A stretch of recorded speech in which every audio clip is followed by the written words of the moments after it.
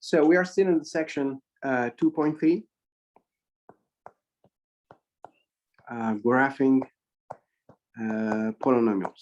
So as I said yesterday, this is not included in the test tomorrow, right? So graphing polynomials. So this is not in the test tomorrow. Wait, before you start, can you go over something in the homework? Okay. Which homework? The last one, right? It The was, fourth? yeah, 4. I'm just Okay. confused with like number 3 because. Okay, let me just find the homework. Let me see. Oh, I had trouble with that one too. Okay.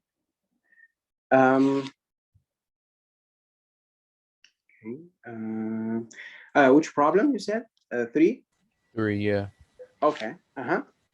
Oh yeah, the inverse. Like it says, like f of 1 if is 5, then what's f inverse of 5, right? Well, I mean, the idea is, for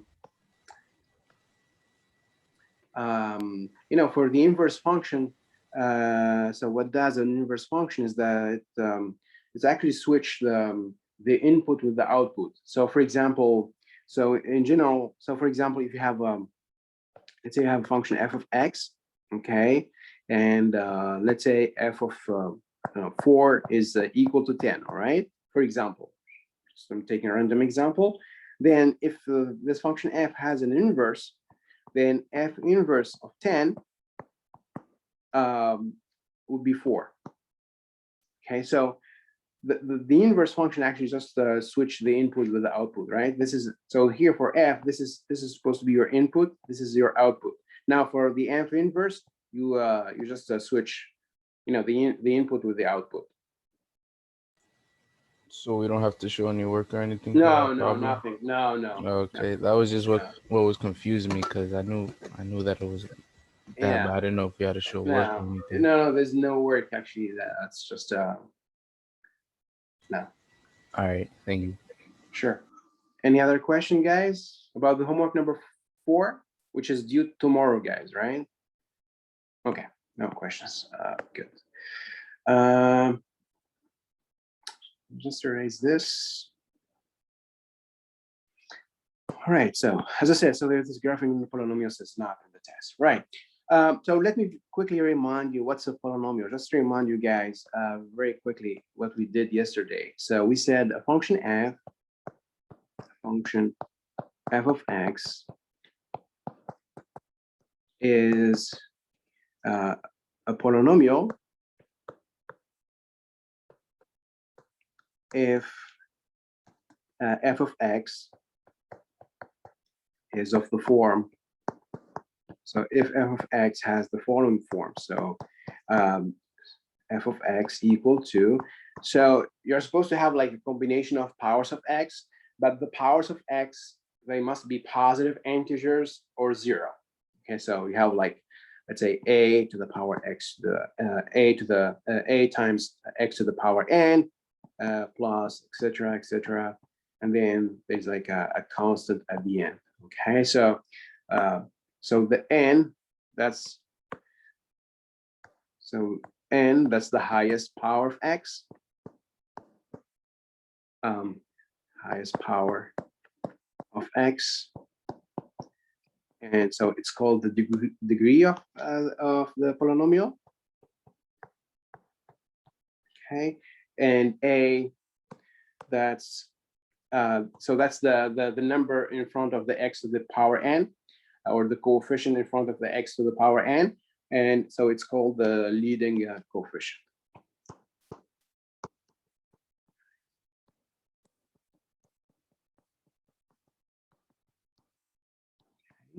And then, as I said, all the powers of x, they must be positive integers or 0. So all powers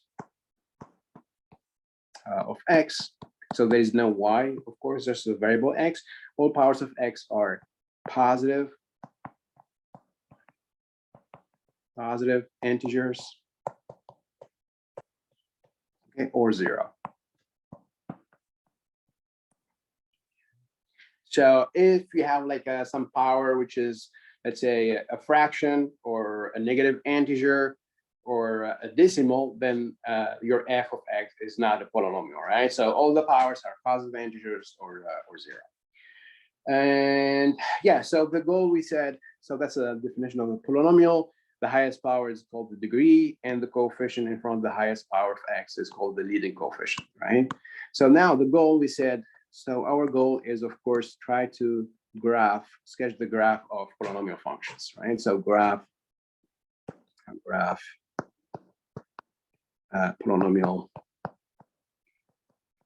functions.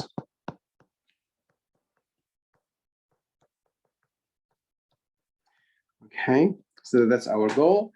And as we did for quadratic functions, we're gonna use some informations, to graph these polynomial functions. So first information we're gonna use is, well, we discussed a little bit yesterday, the behavior of polynomials at infinity. So that will be the first. So first information, I'm gonna use some informations to graph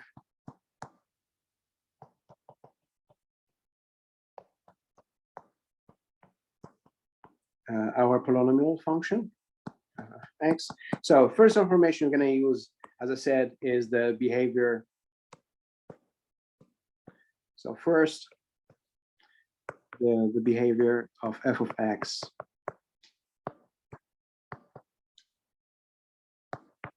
at infinity.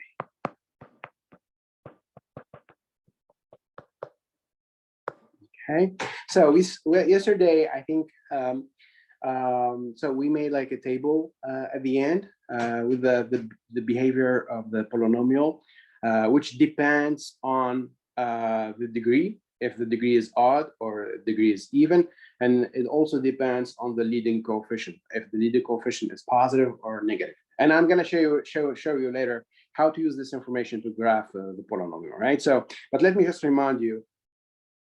So we had yesterday the following table. So in the columns, so we have the degree, so n, so degree n is, let's say, odd. And the second column, we have, let's say, degree n is even. Now, in the first row, we're going to have leading coefficient positive. So here, a positive leading coefficient. Okay, and here in the second row, we're going to have like we're going to have negative in the case when we have a negative leading coefficient.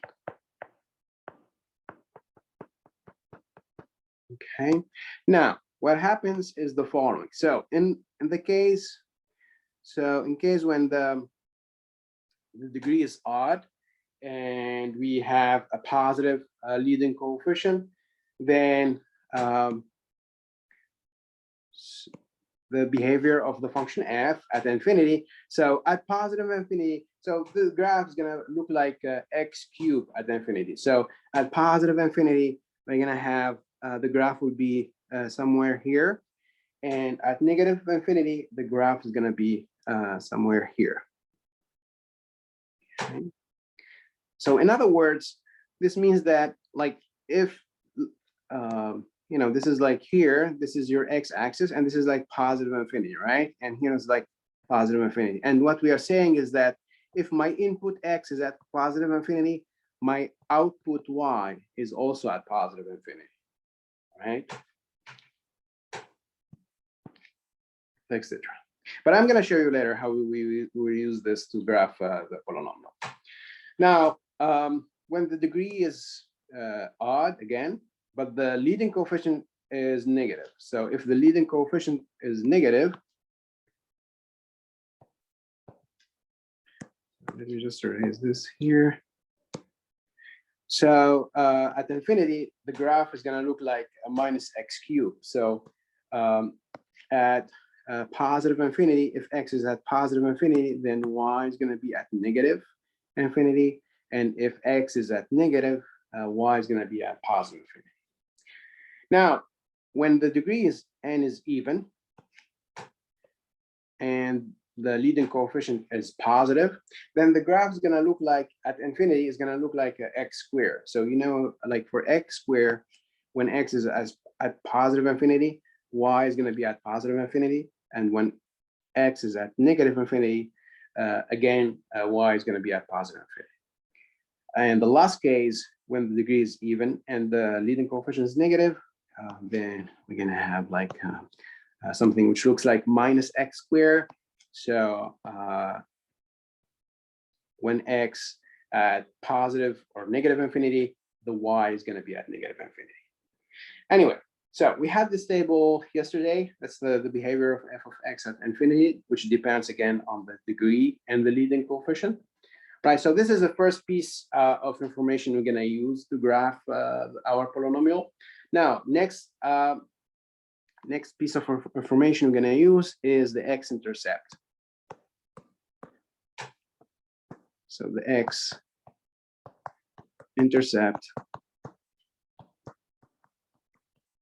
and their multiplicities.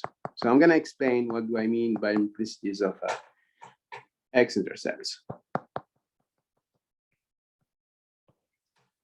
Now, just to remind you, what's the x-intercept? How do we find the x-intercept? Well, in general, we have to solve. So to find x-intercepts, right? We solve f of x equal to 0, right? Now, you know, when we have a polynomial, let's say of degree 3. So, for example, let me just give an example here. So let's take a polynomial of degree 3. So f of x is let's say x cubed plus 4x squared plus 4x. Okay, that's my f of x. So this f of x, as you can see here, guys, all the powers of x are positive integers. You know, we have x cubed, we have x squared, and x, which is like x power 1. Anyway, so this f of x is obviously a polynomial. So f of x is polynomial. This is a polynomial. Degree, of course, is degree is 3. That's odd. And the leading coefficient, that's the number in front of x cubed, which is 1, right? So the leading coefficient is equal to 1. So leading coefficient is 1. Anyway, so the question here is to find the x-intercept. Find the x-intercept. So as I said, to find the x-intercept, we have to solve f of x equal to 0. Right, so we have to solve this x cubed plus 4x squared plus 4x equal to 0, right? All right, guys, so how do we solve this? Because this is not, this is not a quadratic equation, right? I mean, the highest power of x here, it's not 2, it's 3, right? That we have x cubed, right? As you can see, there's a cube here, right? So here we cannot use, we cannot use a quadratic formula, right? Because it's a cube here. It's not the highest power. It's not a square. It's a cube. So then, how do we solve such equation? Well, So what we can do first is to try to, factorize, right, this polynomial. So the idea here is to factorize. Oops. So we need to factorize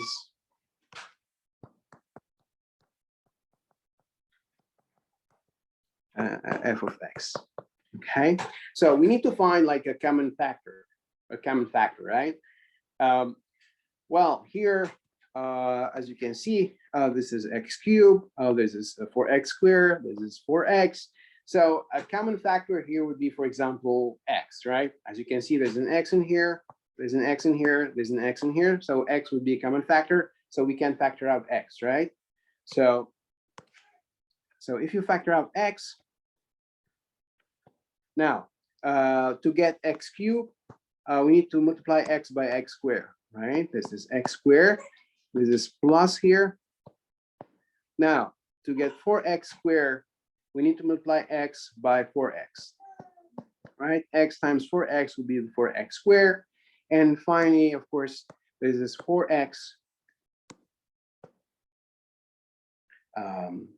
So that's plus 4, right? X times 4 would be 4x equal to 0. All right. So why do you factorize? The idea is because when you factorize, guys, you're gonna have like a product, right? Like this is a multiplication. This dot is a multiplication, right? So you're gonna have like a multiplication of two factors or two numbers. So this one here and the x.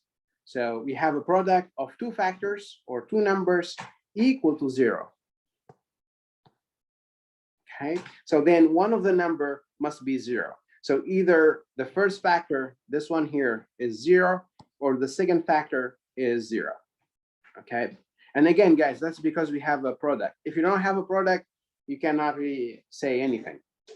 Okay. Because it's a product and it's equal to 0, then one of the factors must be 0. So then, what I'm saying is that, so either yes, Lorden, absolutely. And then I can, yes, on the second factor. That's the idea. Absolutely, yeah, very good. So then, so either the x, the first factor is 0, or the x squared plus 4x plus 4 is equal to 0. All right, so I got here my first solution, right, which is x equal to 0. Now I have so the second equation is x squared plus 4x plus 4. And as Lorden said, we can use now a quadratic formula because this is the power here is 2. So we can use quadratic formula.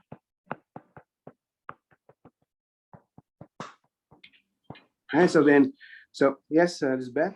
For example, you talk why you go like x. Let me explain. Take your time. At the beginning we have x third, right? And now we have x power. Why?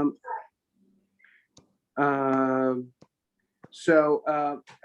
the initial equation was like x cubed, right? Plus 4x plus 4x squared plus 4x. And what I said is x is a common factor, so you can pull out this x. And if you pull out x from x cubed, then you're left with x squared, because x times x squared would be x cubed. Okay. And then this x times this 4x, that will be this 4x squared. And then this x times this 4, that will be this 4x.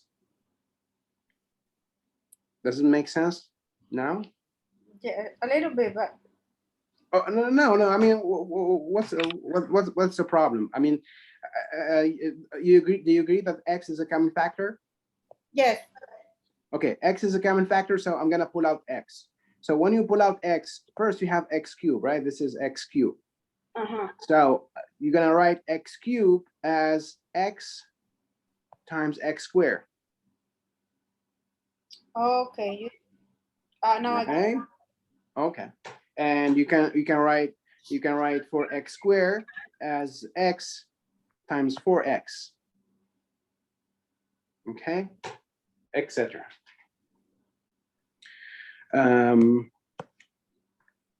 So now, so as I said, we have these two factors.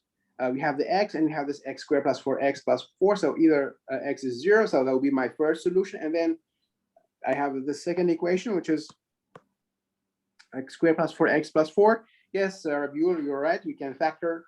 I mean, you can write this as x plus 2 square, or you can just use a quadratic formula. So if you use quadratic formula, so then x would be minus 4 minus b plus 4 minus square root of b squared. That's 16 minus 4 minus 4 ac. So 4 times 4 it's times 1, so that'll be another 16. The whole thing over 2a, so 2 times 1, it's 2. So this is actually 16 minus 16 is just 0. So this whole thing here is just 0. So it's just, so we have actually just one solution here, negative 4 over 2, which is negative 2. Okay, so we got another solution, which is negative 2. Right? And actually, as Rabiul said, this is, so just let me just write a remark here. So this x squared plus 4x plus 4, it can be written as x plus 2 squared. I mean, in other words, this is like, so x, times x squared plus 4x plus 4 equal to 0. You can write it like x times x plus 2 squared equal to 0. But anyway, we have two solutions, right, guys? We have x equal to 0, and we have x equal to negative 2. So we have two x-intercepts, right? So we have two. So we have two. So this is the answer here. So two x-intercepts.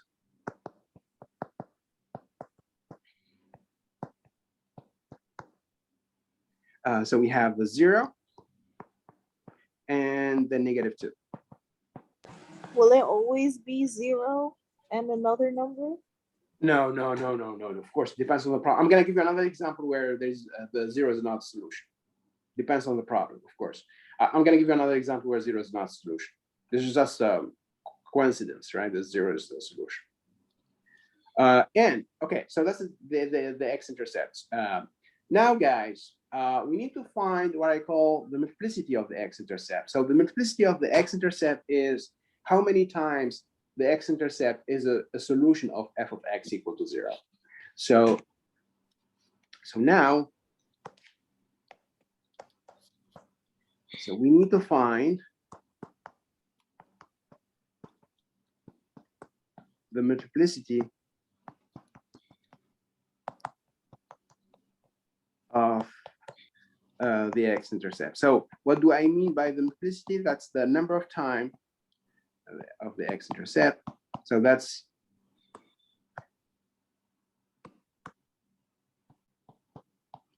the number of time the x-intercept is a solution of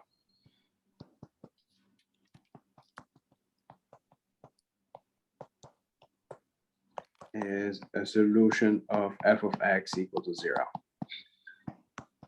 F of x equal to 0. So, so here, like x equal to 0, that's my first x-intercept, right? Now, my question is, how many times this is a solution of f of x equal to 0? Well, I mean, this is just one time solution, right? I mean, it's just, I mean, x equal to 0, it's just one time solution. So this is a one time. So let me write it down here. It's better, I guess. So we wrote like, so our f of x was like, was like, that was like x cubed, right? Plus 4x squared plus 4x right, equal to 0. And then we factorized f of x, and then we said this is x times x plus 2 square equal to 0. Anyway, so x equal to 0.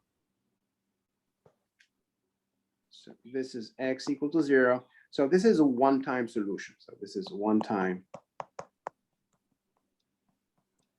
solution. It's a one-time solution, guys, because it's just the x is just one time. We have just one time x, right? So it's just x to the power 1. Right? It's just x to the power 1. That's why it's a one-time solution. If we had like x squared, if you had x squared, then that would be 2-time solution. So then the multiplicity would be 2. But this is just one-time solution because it's just x to the power 1. So the multiplicity is 1. So here, the multiplicity is 1 because that's the power of x is equal to 1. Okay. Now, there's the other solution, which is x equal to -2, right? Because as you can see, guys, here, I mean, if my x is -2, right? If x is -2, then, well, this whole thing here is going to be 0, of course. So x equal to -2, -2 plus 2 would be 0, right?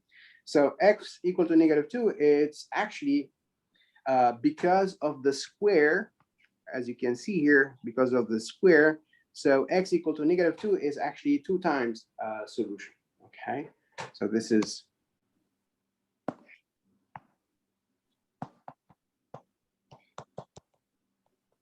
solution of f of x equal to 0. And that's because of the power, because we have power 2 here, right? So then the x equal to -2 is a 2-times solution.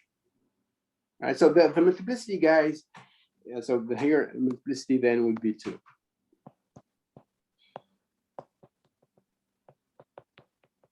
So in other words, multiplicity is just the power of your solution, right? So as I said, like for x, which is equal to 0, that's it's just one-time solution because it's just x to the power 1.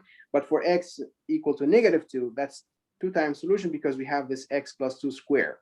So multiplicity is 2. Okay, so the final answer, your final answer should be like x equal to 0 is of multiplicity 1. So the answer here. So we have two x-intercepts. The 0. So this is 0, 0, and this is of multiplicity 1.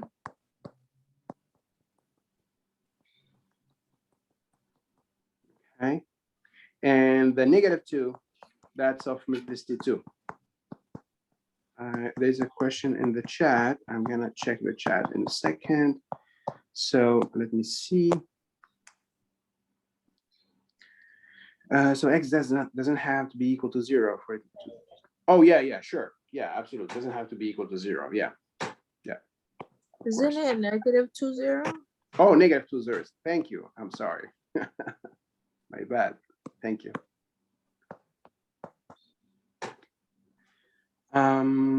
Okay, so we may ask why this multiplicity is useful, right? Well, the thing is, so why this multiplicity is useful, it's for the following.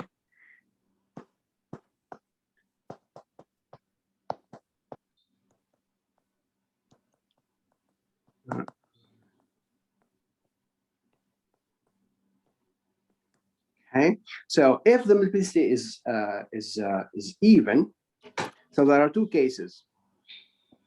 So first case, so if multiplicity is even,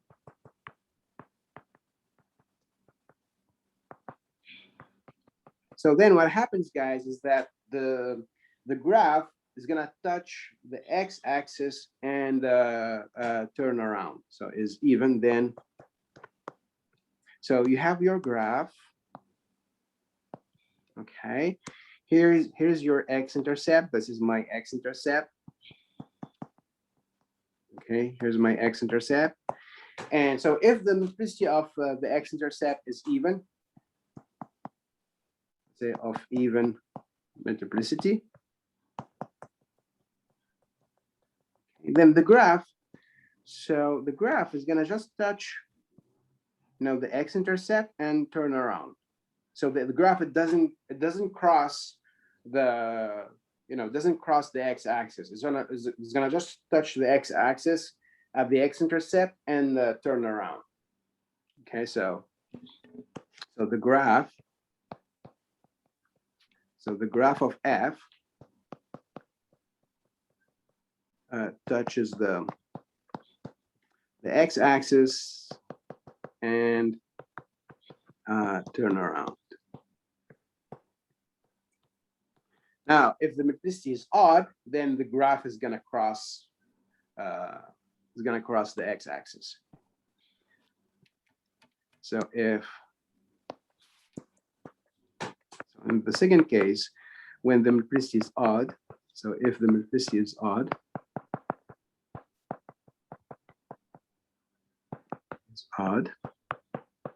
then, so here's my x-intercept. This is my x-intercept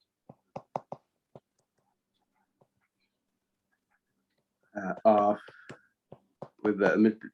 odd multiplicity. Okay. So in this case, the graph is gonna cross the x-axis. So my graph is gonna go like, you know, it's gonna cross the x-axis. So the graph, the graph of f of x crosses the x-axis.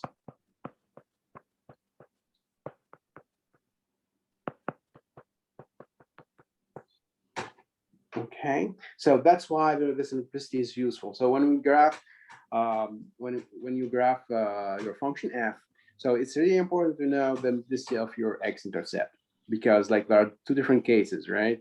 If it's even, it touches the x-axis, turn around. If it's odd, then it's gonna just cross the x-axis. Okay, let me do another example. So because I think someone asked if 0 is gonna be always a solution, right? Okay, so let me now do another example. This is example number 2. So let's say my f of x is x cubed plus 7x squared minus 4x minus 28. Okay. And let's say you want to find the x-intercept.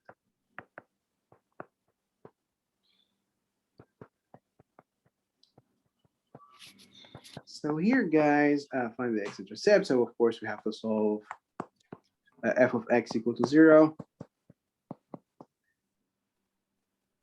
So we have to solve.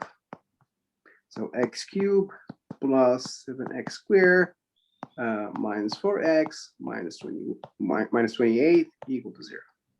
All right, guys. Well, as I said, so here this is so the highest power of x here is 3. It's cubed, so we cannot really use the quadratic formula, right? And we said so one way to solve this is try to find like a common factor, right?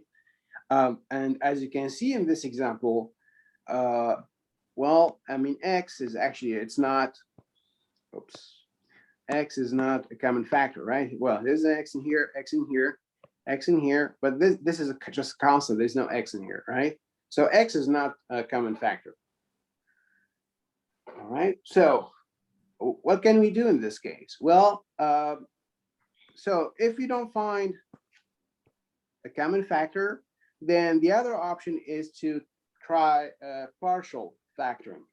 Okay, so if, yes, Diani, we're going to break up into 2 parts. Yes, the partial factoring. Yeah, absolutely. So, so here, let me just write down here. So here, there's no, oops. So there's no common factor. Okay, so then we need to try partial factoring. So I'm gonna split. So like so my polynomial into like as you can see here, let's say 2 parts, as Yanni said. So for example, if you take this part here and let's say this one here, okay. Well, in the first part, you can see there's x as a common factor, but actually we can do better than x. We can actually factor out x squared, right? X squared would be doesn't matter how you. What do you mean, Lorden? You mean how we split the polynomial? No, it matters. So for partial, the choice of the, yeah, it matters. Yeah, of course it matters.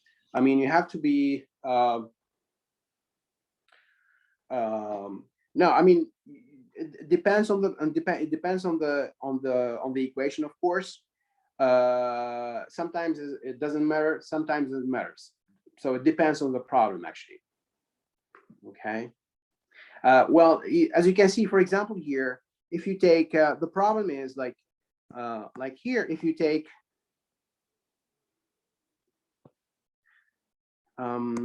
so if I decide to take like this, oops, so if I decide to take like this term and this one here, x cubed and 28.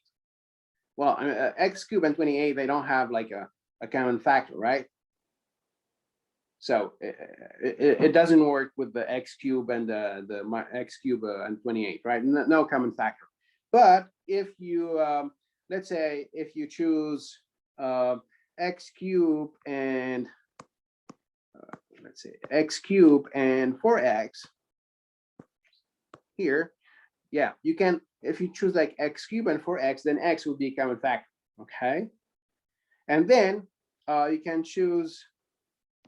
So the other term would be like 7x squared and 28, and then well, 7 would be a common factor. Yes, the 7 right, 7 would be common factor, so we can factor out 7, right? And then you'll see there will be like you're gonna have another common factor. Okay, so I mean, in some sense it depends, because if I when I choose the x cube and 28, there's no common factor, right? But so you need to choose like terms with a common factor. Okay. All right. So I can choose x cubed with the 4 minus 4x, right? Or I can just choose the x cubed plus the 7x squared. That's probably the easiest way to do it, is to take like the x cubed and the 7x squared, and then take this 4x and 28. All right, so for the x cubed and the 7x squared, a common factor, as I said, we can do better than x. It's a common factor would be actually x squared. So we can factor out x squared times, and then we're gonna have x. Yes, Rabiul, absolutely. So we're gonna have like x plus 7, right? Because x squared times x, that will be this x cubed, and x squared times 7, that will be this 7x squared, right? Now, for this term here, a common factor, I mean, between this 4x and 28, the common factor here would be 4. I mean, 27 is 4 times 7. 28 is 4 times 7, right? So we can factor out minus, yeah, -4, yeah, very good. So we can factor out -4, and then, so that'll be, let me see here. So that'll be x here, right? Because -4 times x, that'll be this minus 4x. And then -28, we need plus 7, because you have to distribute. Yes, Lord, absolutely. So plus 7, because guys, you have to distribute the sign, right? This minus, this plus, that will be this minus here, right? Minus times a plus, that will be minus. Okay. And now, as you can see, well, this is not like a product of two numbers, right? We have like this x squared times x plus 7, but then we have minus, right? They have a subtraction here, minus 4 times x plus 7 equal to 0. So now we have another common factor, which is the x plus 7, right? This x plus 7 now, it's like a new common factor. Lord, absolutely. So then we can factor out x plus 7. It's our new factor. So x plus 7 times. So if you factor out this, if you put out this x plus 7, then you are left with x squared. So here's my x squared. And if you pull out this x plus 7, then here we are left with this minus 4, right? So it's minus 4 here. Okay.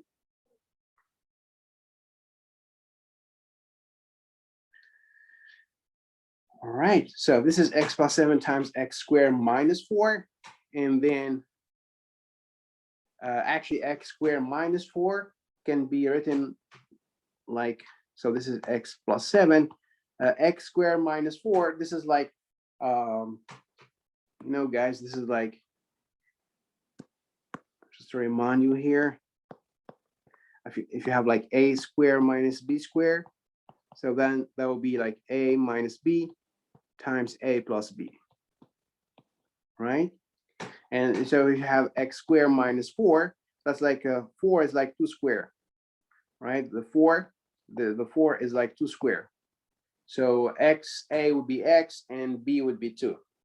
So what I'm saying is that this x squared minus 4 would be like, I can write it like x minus 2 times x plus 2. Okay. So let me just write it right here better. So this is like, so this is a, oops. So this is like a squared minus b squared. So this is a minus b times a plus b.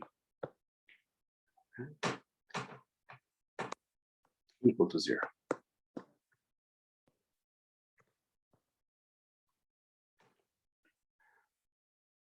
Anyway, so all right, so now I have like a product of three factors, or product of three numbers, right? I have this one here, x plus 7 times this x minus 2 times this x plus 2, right? And so if you have a product of numbers or factors equal to 0, then one of the factors is actually equal to 0. So either the x plus 7 is 0,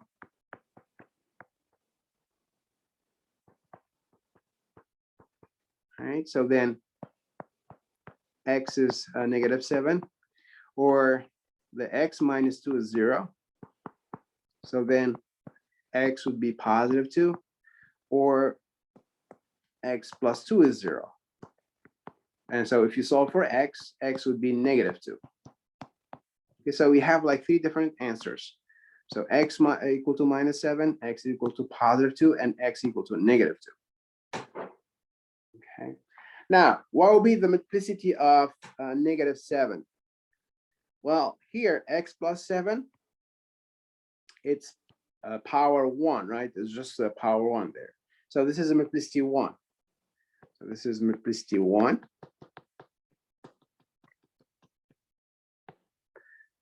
Right now, x minus 2, it's the same thing. It's just, I mean, x minus 2 here is just power 1.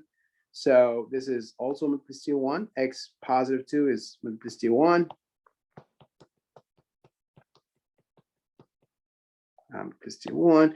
And finally, x equal to negative 2. As you can see here, so x plus 2 is 0, then x is negative 2. So this is multiplicity, x plus 2 is multiplicity 1.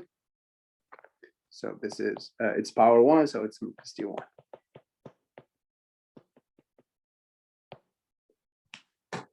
Right. Again, that's because So x plus 7, it's power 1. This x minus 2, it's power 1. And this x plus 2 here is also power 1. That's why all these x-intercepts have multiplicity equal to 1. Okay. So that's an example. As you can, yes, Lisbeth. For example, if x minus 2 become x positive 2. Yes, yeah, I mean, because it's x minus 2 equal to 0, right? Yes, This is and x then minus you 2. put it positive. Yes, of course, because you're gonna x minus 2 equal to 0, then you're gonna do like the opposite operation, right? So you're gonna add plus 2, right? I mean, x minus 2 is 0, so you're gonna add plus 2 both sides, right? The opposite operation to minus 2 would be plus 2. Okay, thank you. Sure. Any other question, guys? All right. And so as you can see, guys, in this example, 0 is not the solution, right? How do we determine the multiplicity for -2? Well, it's for -2, it's because as you can see, guys, the -2, x equal to -2, it comes from, this this equation x plus 2, right, equal to 0, right? And as you can see here in the function f, x plus 2, it's just a power 1. So that's why this x -2 is a multiplicity 1, because it comes from this equation x plus 2 equal to 0. But this equation x plus 2, it's x plus 2 to the power 1. It's not like x plus 2 squared or x plus 2 cubed. It will, if it was like x plus 2 like cube, let's say, then implicity would be 3, for example. But this is just x plus 2, you know, just power 1. So this is just power 1. Oops. So this is like for x equal to +2. It comes from this equation, which is x minus 2 equal to 0. And the equation x minus 2 equal to 0, it's just power, the x minus 2 to the power 1. Same thing. All right, guys, so that's for the x-intercepts, their multiplicities. So we're gonna use this to graph our polynomial, and I have a good news. The last piece of information we're gonna use is the y-intercept, and then we can graph our polynomials actually. So the last, third and last piece of information we're gonna use is the y-intercept. I'm just gonna remind you what's the y-intercept. I mean, so just evaluate f of 0. That will be your, evaluate f of 0. So for example,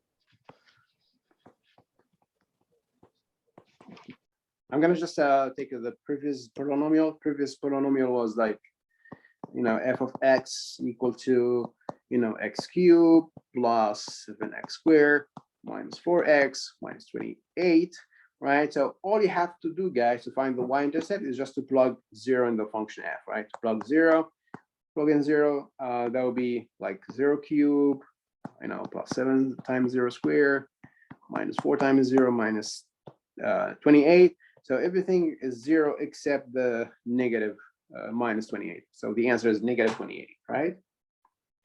Anyway, so the answer is just, so then the answer would be just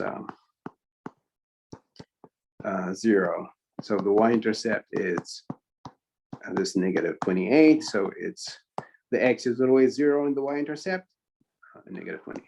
All right. So that's the y-intercept. All right, guys. So I'm gonna use this information, guys, to to graph the polynomial. So I'm gonna give you an example. I'm gonna show you how to use these informations to graph the polynomial. Okay, so now how do we graph the polynomial?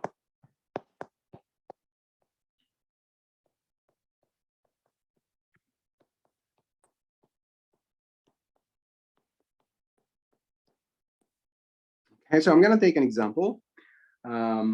I'm gonna take, for example, f of x equal to minus x cubed plus 3x squared. Okay, that's a polynomial, of degree 3. That's odd degree, and leading coefficient equal to -1. Anyway, so first thing to do is to find. So I'm gonna find the x-intercept. Professor, I can't see Yes. the line. Oh, what's The top. No, the y-intercept I can't see. Oh, okay. Yeah, it's 28. Sure. So first find the x-intercepts, and their multiplicities,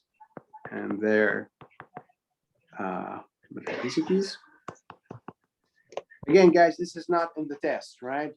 This is not included in the test. Just to remind you, and please ignore the last problem in the review sheet, because actually the last problem in the review sheet is about this. So, and it's not in the test. So please just ignore the last problem in the review sheet. And their multiplicities. Number 2. So we need to find the y-intercept. And number 3. So number 3, we're gonna determine the behavior at infinity.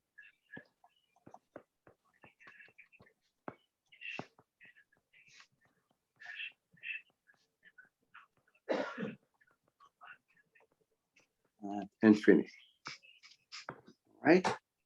And then 4, I'm gonna use this to graph my f of x. So 4, I'm gonna use this to graph f of x.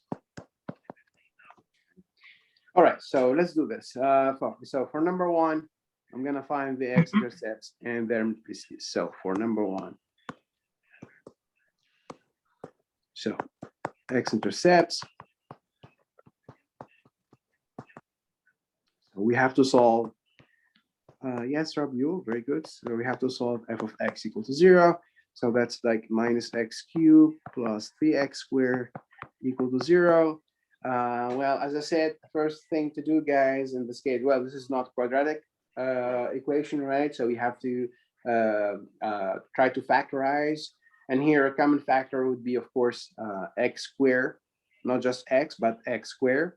So we can factor out x squared. So here's my x squared times, and then, so to get the minus x cubed, I have to multiply x squared by minus x, right? Because minus x times x squared, that will be minus x cubed.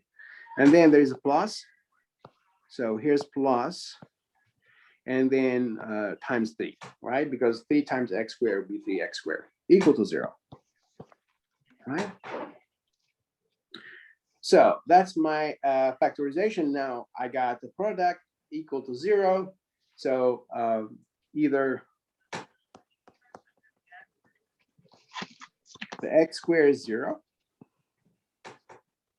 or the minus x plus 3 is 0. Yes, Abdul, y-intercept is 0, 0, yes. So x squared equal to 0, guys. We have to solve for x. Just apply a square root. Right, you apply the square root. So it's like square root of x squared equal to plus or minus square root of 0. Square root of x squared is just x, plus or minus square root of 0, square root of 0, 0, plus or minus 0 is just 0. So this, the answer here is just x equal to 0. Okay, and for minus x plus 3, the answer would be, I mean, if you add, let's say, plus x both sides, so if you do like plus x here and plus x, then you're gonna get x equal to positive 3. Right? So I got 2 x-intercepts, x equal to 0 and x equal to 3. Now, what about the multiplicities? So here's the answer. So we have 2 x-intercepts.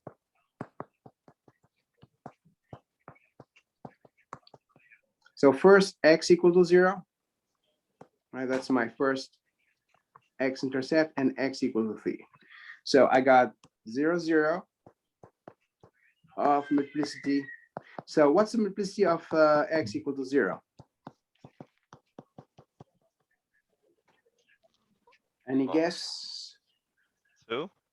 2, absolutely, because as you can see, guys, there is a power 2, right? This is, as you can see here, this is x squared.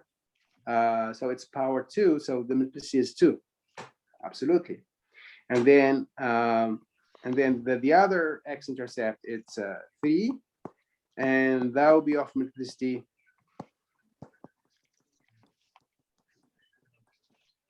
just 1, right? Because, well, the power here, I mean, well, there's no power here. I mean, it's like power 1, right? This is like power 1, right? So yeah, so 0 is multiplicity 2, and 3 is multiplicity 1. Any question, guys, about the multiplicity? How I got multiplicity 2 plus multiplicity 1? Okay, no questions, good. So that's for the x-intercept. Now, 2, we have to find the y-intercept. Rabiul, I think he got the answer. So for number 2, so the y-intercept, so you just plug in 0 in the function f. So f of 0, and that will be minus 0 cubed plus 3 times 0 squared, and that will be 0. Okay, just plug in 0 in the function f, and so the answer, your y-intercept is 0, so the answer is y-intercept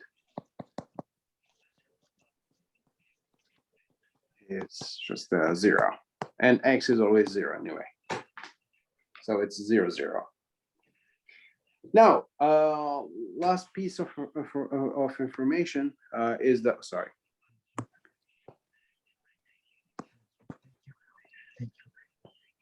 So last piece of information is the behavior at infinity. So this is f of x. Let me just write down again f of x. So it's minus x cubed plus 3x squared. Okay.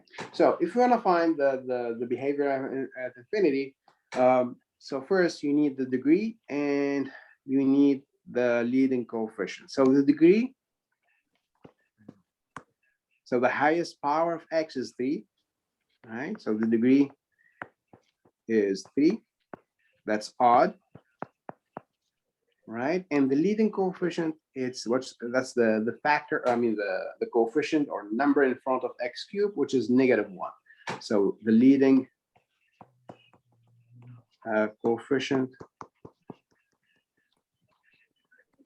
is the -1, which is negative, of course. -1 is negative, right? This is -1, so it's negative.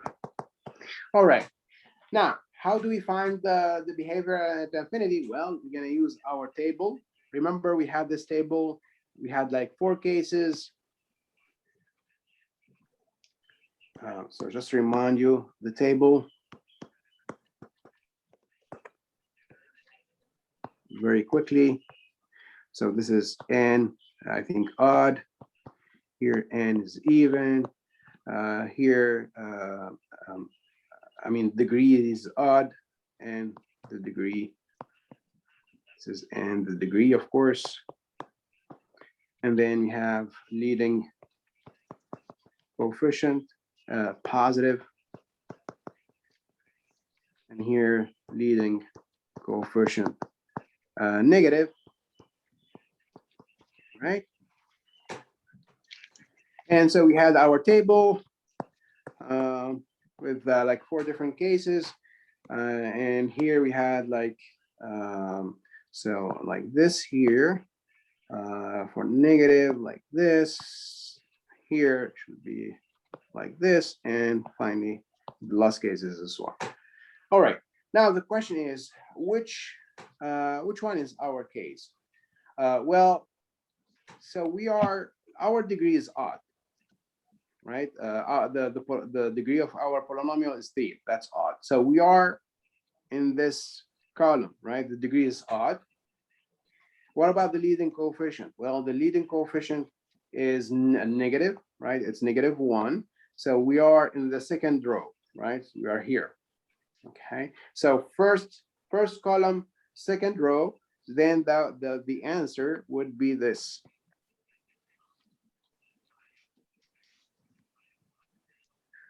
Right? Because that corresponds to the degree odd and negative leading coefficient, right? So we are in this case. So the answer, your answer guide should be like, so the answer, so the behavior at infinity. So you can use this, you can use like this, you know, like this graph. So the behavior at infinity is, so you can just say, well, I have the following. Here we are here at negative infinity, and we are here when x is at positive infinity. Okay, so again, this is like in this this case here. Okay, so what does it say? I mean, so this is the answer, but what does it say? This you know, this graph here. Well, it says that when x, you know, when x is at positive infinity, so like here's my positive infinity. This is x positive infinity. So if x is at positive infinity, y is at negative infinity, right? So then y is at negative infinity. And it says that when x is at negative infinity, so x is right here at negative infinity, the output y is actually at positive infinity. The output y is at positive infinity. So this is, so this is what the graph says, right? So this is the behavior of your polynomial at infinity. Okay. So any question, guys? So from the degree, and from if the degree is odd or even, and from the sign of the leading coefficient, you can determine the behavior for your polynomial at infinity. Okay. Now I'm going to show you how we use this to graph f of x, right? So now let's graph f of x. So number 4. Now let's graph f of x.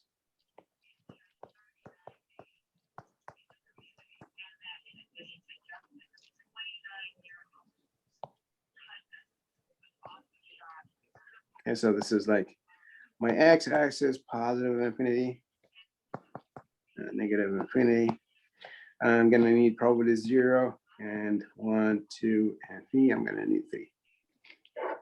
Anyway, so the first thing to do, guys, is to you know, to graph the function f at infinity. So we know that the behavior of a function f at infinity is this one here. So which means I'm gonna just do the same thing here in the graph. So which means that I'm gonna start my graph from here in the top here, okay? And the graph is gonna end up right here, okay, down here. Okay. That's exactly like the behavior that I had at infinity, right? So what I'm saying is that the graph is gonna start from here and it's gonna end up down here. Okay. Now, so that's the behavior at infinity. Now I'm going to use the x-intercept. I'm going to plot the x-intercept and the y-intercept, right? So I'm going to plot. So I'm going to plot the x-intercept. So x-intercept, we had 0, 0, and we had 3, 0. Right? And I'm gonna plot the y-intercept. Y-intercept is the same as the x-intercept, 0, 0, which is 0, 0. Okay, so my x-intercept, first x-intercept is 0, 0, and my second x-intercept is 3, 0. Okay, and y-intercept is the same as just 0, 0. All right, now I'm gonna graph my function f. So I'm gonna start from the top, from here, right? And so I have just to, try to join the x-intercepts. So I'm gonna go, so next point would be this 0, 0, right? Now, when you arrive at 0, 0, your x-intercept, you have to ask yourself, what's the multiplicity of 0, 0? So 0, 0, we said 0 is of multiplicity 2, right? This is, It's gonna go up. yes, gonna go up, absolutely. So multiplicity 2, that's even, multiplicity 2, right? That's even. So remember, when it's even, the multiplicity is even, the graph is gonna touch the x-intercept and turn around. It doesn't cross the x-axis, right? So touch the x-axis and turn around because the multiplicity is even. All right, so I'm gonna just touch the x-axis here, and I'm gonna turn around, go up here. Now I'm gonna go to the next x-intercept, which is this one here, 3, right?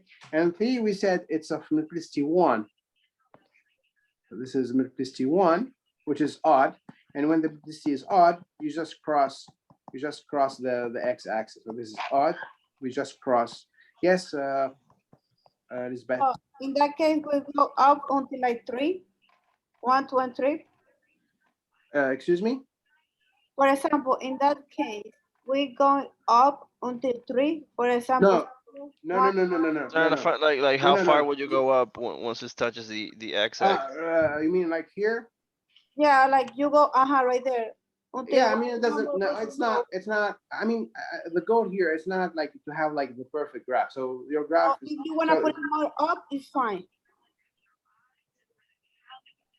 I think that as long as it touches and goes up, and then you cross the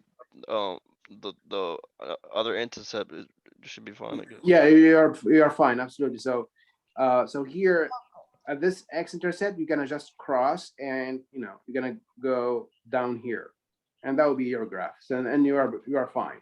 So you don't have like to find like the exact, like here it should be like a local, or probably a local maximum, but you don't have to find the local maximum. Actually, probably in Calc 1, you'll see how to find the local maximum and local minimum of a polynomial, right? But for this course, what's really important is just to, to have like the shape of the graph. So your graph is not perfect, right? But at least kind of the shape of the graph, okay? So if you turn around here and then you cross this x-intercept, then you are fine. Your graph is correct. I mean, the shape of your graph is correct. So this is the graph of my function f.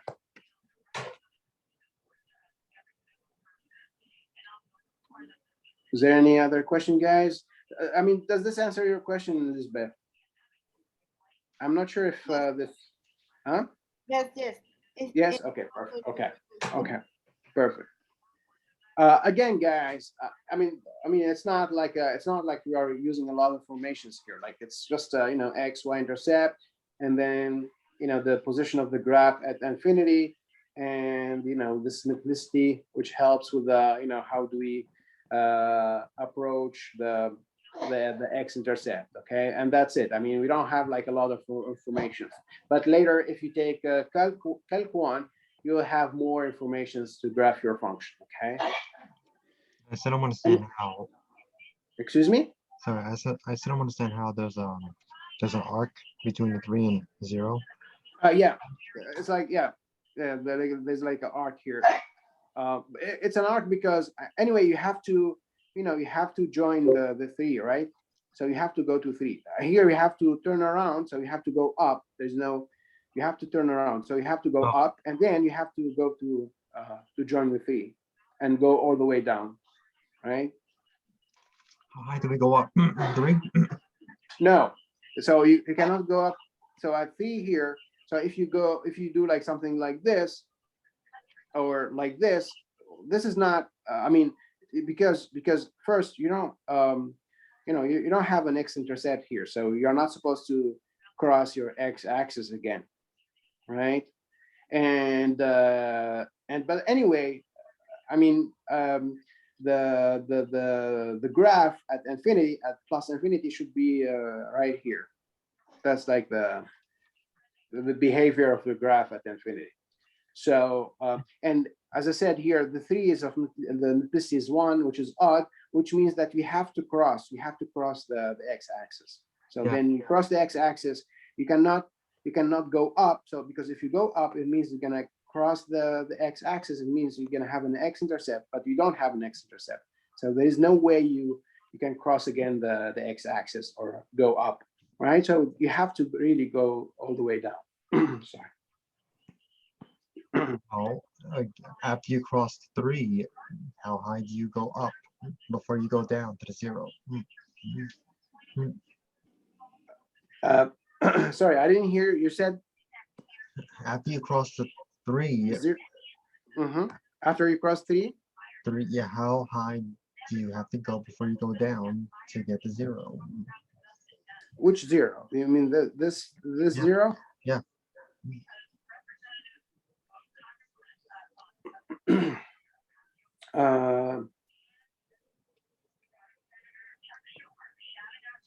I mean, what do you mean? Like, because I mean, the first point you have to join is the 0. So first you have to go to 0 and then to 3, right? You cannot really go back to 0. I started from the bottom and then I go up, cross. Oh, you start from the bottom here? Yeah, and then I went up. No, you don't start from the bottom. That's the thing. So in the graph, you always start from the left. You go from left to right. Okay, so you have to start from here. Okay, start from here. You start from the left. You always start from the left. Okay, so you start from the left. Then the next, we have just 2 x-intercepts anyway, right? This is this 0 here, and there's this 3 here, right? So if you start from the left, then the next point, your next point would be the 0. And when you arrive at 0, as I said, because this is even, you have to go up again here. You have to turn around. He's asking for the mountain, like in between 0 and 3. How high should he put? Yes. How high? No, should that's the thing. That's what I said. Actually, in Calc 1, you'll see how to like find the height of this, like the height of this, like this arc here. Okay. And actually, you're gonna have like a local maximum here. So in Calc 1, you will compute like your local maximums and local minimum, and then you'll find the height of this thing here between 0 and 3. But I mean, for this course, it doesn't matter. We don't have the tools actually to compute the height of that point. Right? You need the derivative, and I mean, we don't do derivative in this course. You're gonna do it in Calc 1. Professor, can you Yes. repeat why the multiplicity is important? Because I'm confused. What's important? I'm sorry. The multiplicity, like The multiplicity is because, yeah, the multiplicity is because okay, let me just graph again my function. So I have 0 here. This is my first x-intercept, right? So when you arrive at 0, so I arrive with my graph at 0. So there are 2 things, 2 options here. Either you're gonna cross, your x-axis, right? And the other option is you don't cross the x-axis. You just touch the x-axis at 0 and you turn around. You see? So when you arrive at 0, there are like 2 options. Either you cross or you don't cross and you turn around. So the thing is, because 0 is the multiplicity 2, which is even, so when we said when the multiplicity is even, we don't cross, we have to turn around. So here at 0, I'm not allowed to cross. I have to turn around. Just touch my x-intercept and turn around. And then, of course, I go up, but then the next point, of course, is 3. So that's why I have What do to you go mean down. by turn around?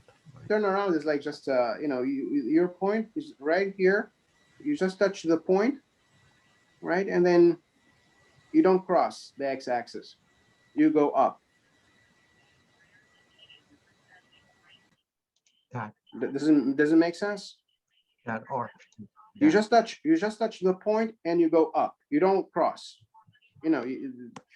This is your, this is like your x-axis. Here's your point. So you arrive here. I just touch the point. I don't cross, and I go up again. That's what I mean by turnaround. You don't cross. When I say you're crossing, I mean like you already, your line or your graph, sorry. So your graph really like crosses completely the x-axis. Did that arc between the 3 and 0, did that stop at 4 y-intercept? No. The y-intercept, it's on the y-intercept. It's on the y-axis actually, and our y-intercept, we said it's a 0, 0. So it's just the same point as this x-intercept. Okay, all right. I'm just confused. Okay, I was talking about that arc between the 0 and the 3. Yes. What's the problem with this arc? Yeah, how would I know? The height of this arc. Yes.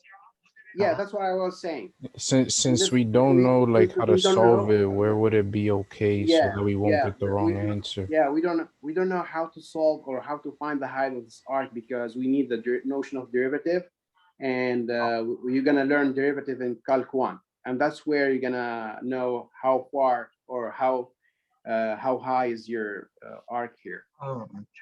Yeah, that's what I was Okay. trying. Okay. Mm-hmm.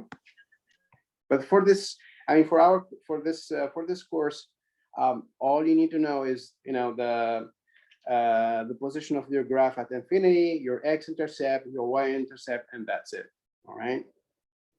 As I said, in Calc 1, you learn how to compute the maximums, the minimums. So like this one, this is actually a good question, because as you can see, guys, like here, you're supposed to have like a local maximum here. All right. And to find actually your maximum, if you have a function and you want to compute the maximum, you need the derivative. And that's what you do in Calc 1. You compute the derivatives. All right. Anyway, is there any other question, guys? Okay, so there's an exercise. So again, you need the x-intercept, the multiplicity of the x-intercept. You need your y-intercept. You need the behavior at infinity, and yeah, and then that's it. Okay, so here's an exercise.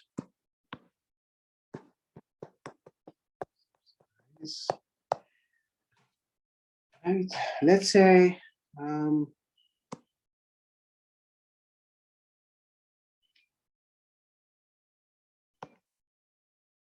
okay, so let's say f of x is equal to minus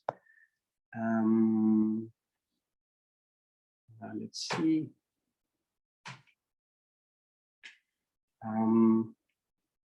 or let's say plus. Okay, so x cubed minus 4x squared minus x plus 4. All right. So so you need to find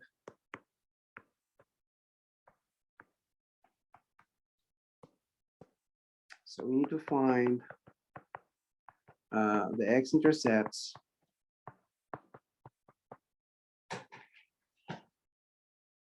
and their multiplicities.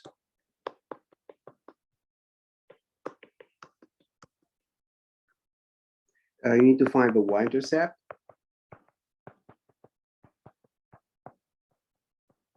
we need to determine the behavior at infinity.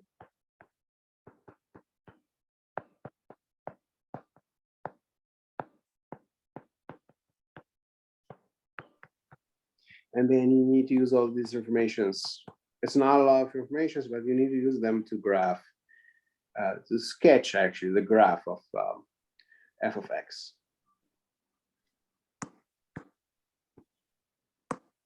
Sketch the graph of f of x.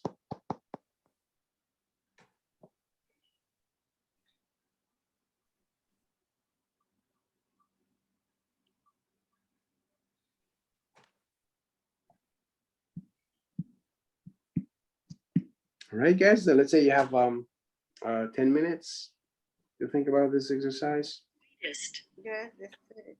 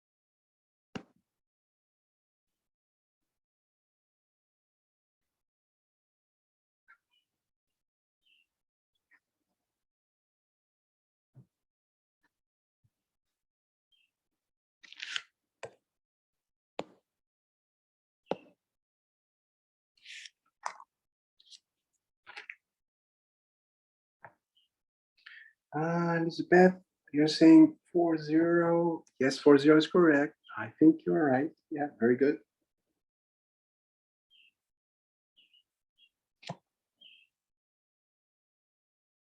Yes, review it, very good.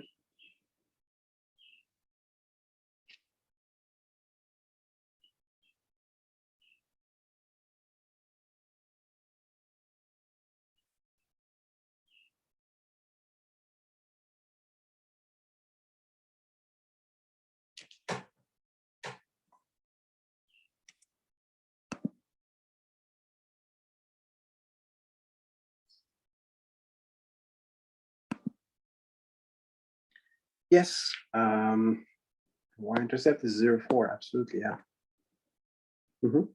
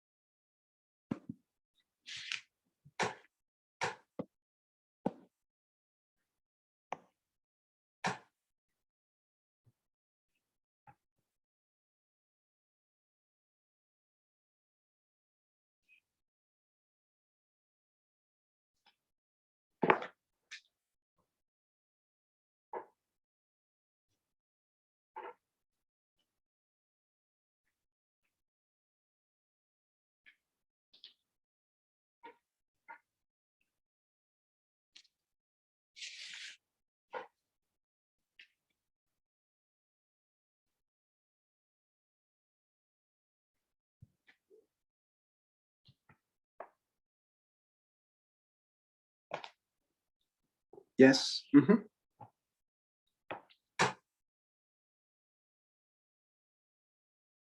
Yeah, so the degree is odd.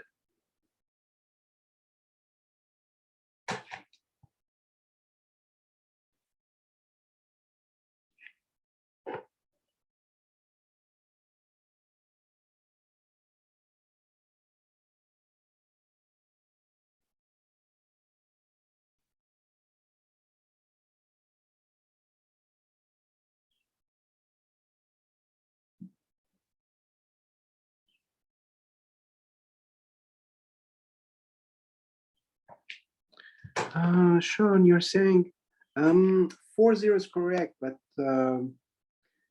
00 is not correct actually. I mean 0 is not solution of this of f of x equal to 0.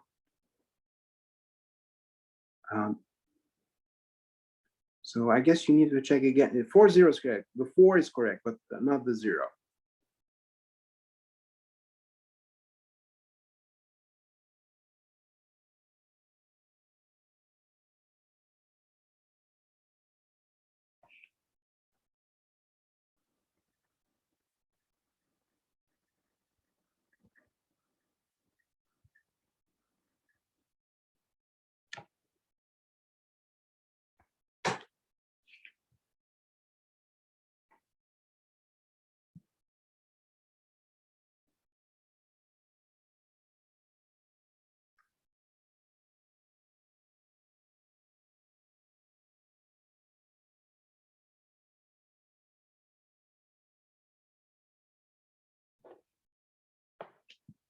What? No, 0. I mean, you can see it. I mean, if you plug in 0 in the f of x, you don't get 0. I mean, if your x is 0, you don't end up with 0, right? If x is 0, actually you get 4. So no, the 0 is not. I mean, well, I don't know exactly what you did, guys, but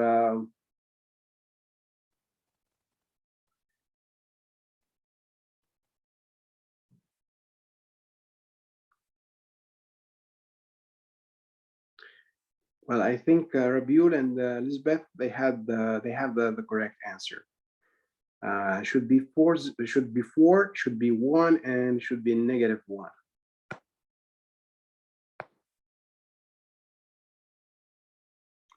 What? No. Well, Sean, I think you forgot. There's a +4 here. I mean, this plus. I think there's something missing in your factorization.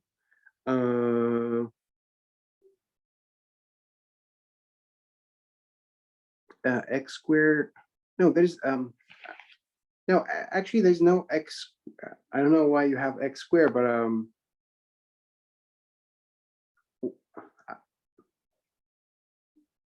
well, that's true. I mean, the first step you have to like You don't factor out x together. squared, but then minus 4x squared, because that's how I got x squared parentheses. yeah, x minus 4.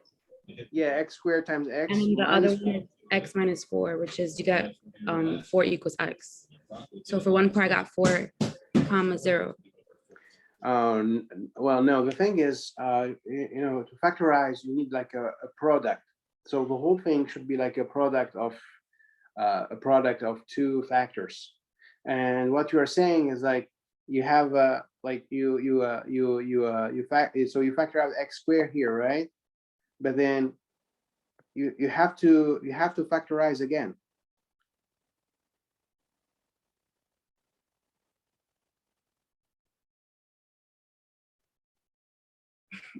I'm confused because on the last one, you square rooted the x squared.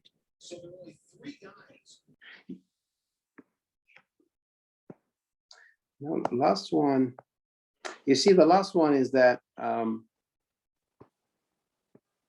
you see here in the last one, I got a product, right? Just x squared times this minus x plus 3, and that's it, equal to 0, right?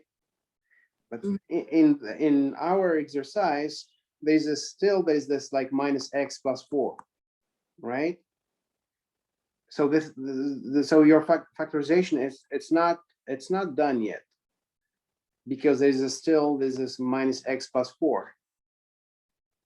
So when I say factorization, I mean like you need to write the whole thing like a product, not just like part of the polynomial as a product, but the whole polynomial as a product. So there's still this minus x plus 4.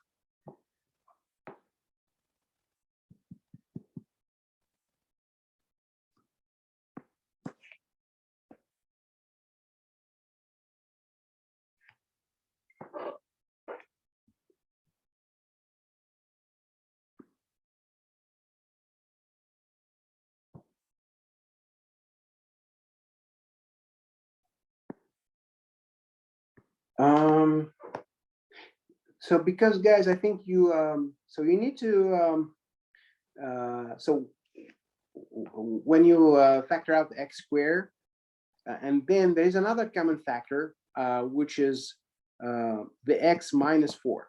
So x minus 4 is going to be like a new common factor. So you have to factor out this the x minus 4.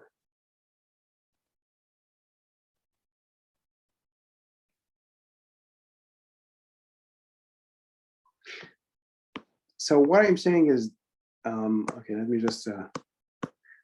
just clarify this point. So what I'm saying, so we have this x squared minus 4x squared minus x plus 4 equal to 0. So as you said, we can factor out x squared here. So this is now x squared times x minus 4, right? But there's this minus x plus 4 equal to 0, right?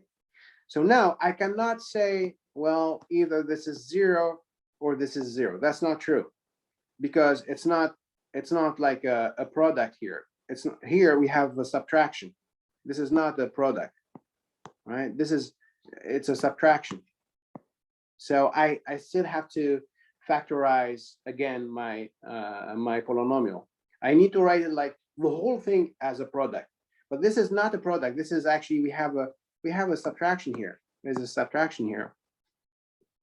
It's like a subtraction of this term here with this one here. So it's not the product. So I cannot say like this is a 0 or this is 0. That's not true. So I have to, you have to factorize again.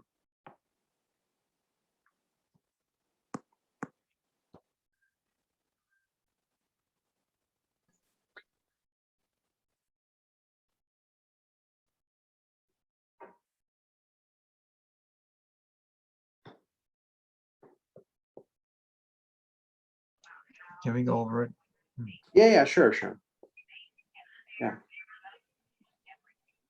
I'm gonna just give you 2 more minutes.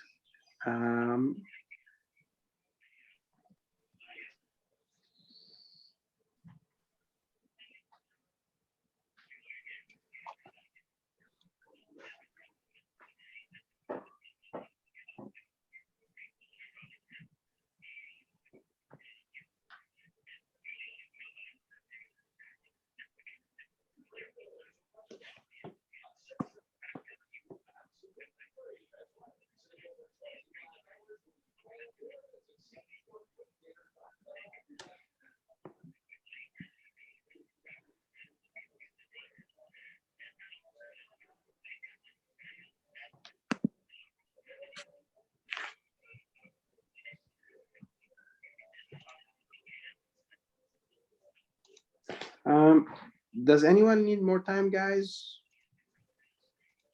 I think we're good. You're good? Okay, perfect. All right, so for number 1, so to find this x-intercepts, so we have to solve this equation, right? So now, as you said, guys, here I can factor out my x squared. So this is like x squared times x minus 4, and this is not equal to 0. If this is, I mean, if I forget about this and well, this is equal to 0, then yes, because now I have a product, I have a multiplication of two factors, this factor here and this factor here. Then one of the factors is 0, right? But it's not the case here. Here we have this, so we still have this minus x plus 4, right? So, my minus x plus 4. So here it's minus x plus 4 equal to 0. All right. So I cannot, as I said, I cannot say, well, then x squared is 0. That's not true, because it's not, as you can see here, this is a product. Well, but it's not the product, like I didn't write like my polynomial like a product of two factors, because I have this minus x plus 4, right?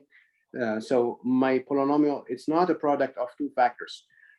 Just one part of the polynomial is a product, which is x squared times x minus 4. But I still have this minus x plus 4 here, right? So that's not true. X squared equal to 0. That it's not true because of this term here. Okay. So then, yes, Lorden, absolutely. So I have to factorize again this thing. As you can see, guys, well, there's this x minus 4. And here it looks like x minus 4, but it's like x plus 4. But the thing is, if you factor out the sign, so this is x squared times this x minus 4 minus, and then I'm gonna put parentheses equal to 0. So inside the parentheses, I'm gonna have x, right? Because it's minus x. But then because of the plus 4, so inside the parentheses, I'm gonna have minus 4. So here I'm gonna have minus 4 inside the parentheses, right? Because this minus, that will be this plus. Okay. And now, as you can see, there's a new common factor, which is this x minus 4, right? This x minus 4, and here this x minus 4. Okay, so this is a new common factor. So here's my x minus 4 times, and here I'm left with x squared. So here's my x squared, right? And then there's this minus. Okay, minus. So minus what? Well, it's well, here it's just x minus 4. So if you pull out the x minus 4, you are left with, it's just like this x minus 4 is like times 1. So if you pull out the x minus 4, then you are left with like just 1 here. So this is x squared minus 1. Professor, I don't understand. Why did it Yes. become a minus? Can you go over that again? Because of the parentheses. So I factor out the sign here. So it's like, so it's minus x plus 4. So what I did is, so I have minus, okay, here's minus, and then I'm gonna use parentheses. So inside the parentheses, I'm gonna have x because it's minus x, right? But then it's not plus 4 anymore, because when you distribute the sign, so here we're gonna need minus 4, because this minus here times minus, that will be this plus, right? You distribute the sign, minus would be plus 4, would be this plus 4 here. So you see why I got this minus parentheses x minus 4? Because you distribute the sign, then that's why you have a minus inside the parentheses. No, I don't get why you have a 1. 1? Yeah. Where? Why you On have the next line. Oh, the next step. Oh, okay. Yeah. All right. Okay. So, but do you agree with me? I mean, you see why I got this parenthesis x minus 4, right? No, I don't. Yes. Oh, no, you don't? Yeah, you just pretend there's a -1 there, so when you multiply is But Oh, did you? What? well, I just put the parentheses. But Uh, but the, right, and excuse me, you're breaking up, I think. All right. but Um, didn't already had the parentheses. No, I didn't. Well, I mean, in the But like when you in put the initial, the thing is in the initial equation, I mean, I didn't have the parentheses. So But then the idea is because otherwise, because the thing is, I need to find another common factor because here, if you stop here, this is not your polynomial is not factorized here because it's not a product of two factors. I have a product here, but there is still this minus x plus 4, right? So my polynomial is not factorized yet. You see why? so when you put the parentheses, if the plus becomes a minus all of a sudden. If you put the parentheses, yes, because you distribute the sign. Do you understand what I mean by distribute the sign? Like minus, you multiply this minus by this minus. So that would be this plus. Oh, wait, if you put then how come x is not minus? No, it's minus x, minus x. It's minus x, and then minus 4. That would be this plus 4 But because of the parentheses. there's already a minus though on x plus 4. Okay, let me okay, let me just do it again. Okay, so what I'm saying is I'm gonna factor out the minus sign. Professor, Okay, so yes. instead of only taking the minus, so it's more easier like if we comma like -1. So if we Factor out x minus factor 4. -1, I write in the chat. You mean like minus 1 times x? Yes, so it more easier to understand. Like if hey, do -1 outside of the parentheses instead of just the minus. Oh, okay. I would do -1. Okay. All right. Yeah, probably it's better. Yeah. Okay. I see what you're saying, guys. All right. So I'm gonna factor out -1. Okay, or -1, -1. All right, times. Okay, and here in the parentheses, of course, this is x because -1 times x would be minus x. But then here it should be -4 because -1 times -4 would be plus 4. Does it make more sense now? -1 times -4, that would be the plus 4.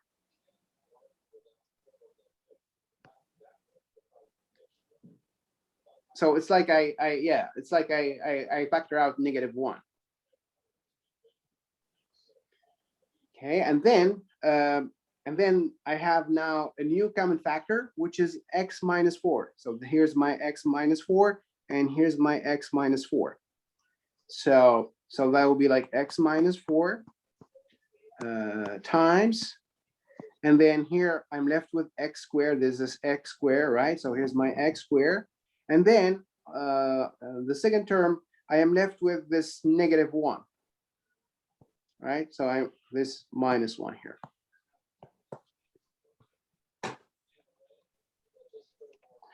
Is it better now? Why do you only have one x minus 4? Oh no, never mind. I got it. Mm-hmm. What about you, Sean? I think does it look better? Okay. Anyway, guys. Yeah, I see. Okay. Mhm. I know. I mean, I know. Sometimes it's confusing. You know, the minus, the parentheses. But the thing is, guys, now my polynomial is factorized. Why it's factorized? Because now my polynomial is like the product of two factors, right? My whole polynomial is just a product of two factors. That's why now my polynomial is factorized, and then so now I have a product of two factors, and then I can say, well, either the first factor is 0 or the second factor is 0. So either, because now I have this multiplication, right? So it's like my whole polynomial, it's written like, it's like for numbers, right? So when you say 15, you can factor, you know, 15, you can write 15 like 5 times 3, right? So it's like, this is my 5 times the 3 equal to 0 or whatever. Okay, so so my whole polynomial is written like a product of two factors, and that's when my I'm done with the factorization. When I write my polynomial as a factor of two, you know, of two factors. Right. So okay. So now once we have this product equal to 0, then yes, then either one of the factors is 0. Then either the x minus 4 is 0, or the x squared minus 1 is 0. Okay. All right, guys. Probably it's time to take a break, I think, right?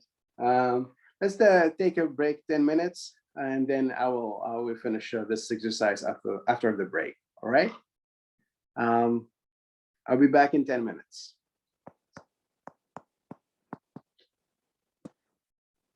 So I'm gonna just stop